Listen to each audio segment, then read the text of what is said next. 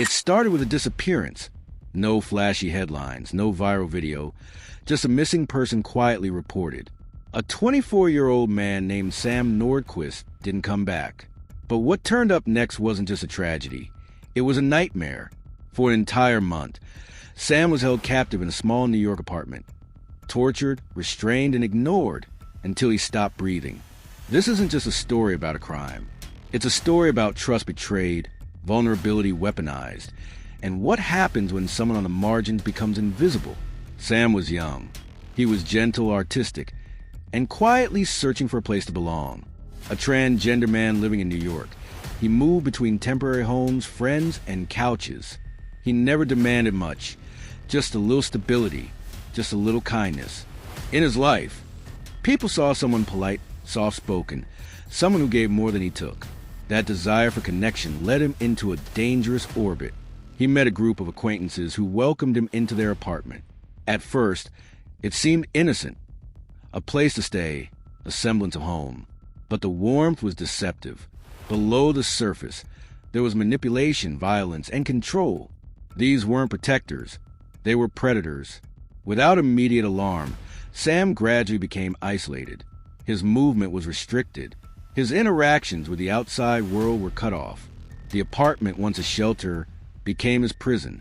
Neighbors later recalled muffled noises in the hallways, arguments, cries, the thump of something heavy. But in a crowded city, these soundscape anomalies are too often dismissed. No one suspected what was happening until it was far too late. Over 30 days, Sam's captivity deepened. This was not a spontaneous crime. It was a prolonged, deliberate orchestration of cruelty. He endured physical and psychological abuse, injuries, degradation, and confinement. Horrors that investigators later described as inhuman. What makes this story especially chilling is that no one inside that apartment called for help. Not out of panic, not out of compassion. Only when Sam stopped breathing did an emergency call finally come through, and by then it was too late. When first responders arrived, Sam was unresponsive. The physical evidence they discovered painted a brutal picture. His body showed signs of long-term abuse. He was pronounced dead. The people responsible stood by with an eerie stillness. In the days that followed, police began to unravel what had happened. The suspects offered shifting stories. He fell, he hurt himself, he refused to leave, but they couldn't hide the facts. The forensic and medical evidence told a different truth, one of systematic violence, confinement, and deliberate neglect. Arrests followed, charges of kidnapping, torture, criminal neglect, murder. The public reacted with shock and grief. How could someone be missing for a month, among people who seemed so ordinary? How could no one notice? How could a person be invisible for so long? Part of the tragedy lies in how vulnerable Sam was. He didn't have a strong support network. He wasn't constantly checked on. He didn't have a family demanding answers. In many ways, he was exactly the type of person who slips through the cracks. But the aftermath of his death rippled out.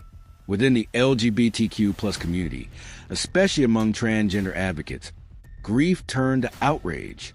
Vigils were held, candles lit, and Sam's story became a rallying cry, not just for justice, but for systemic change. People called for stronger protections for young transgender individuals, mental health resources, and more accessible, safe housing. For the detectives working the case, it cut deep.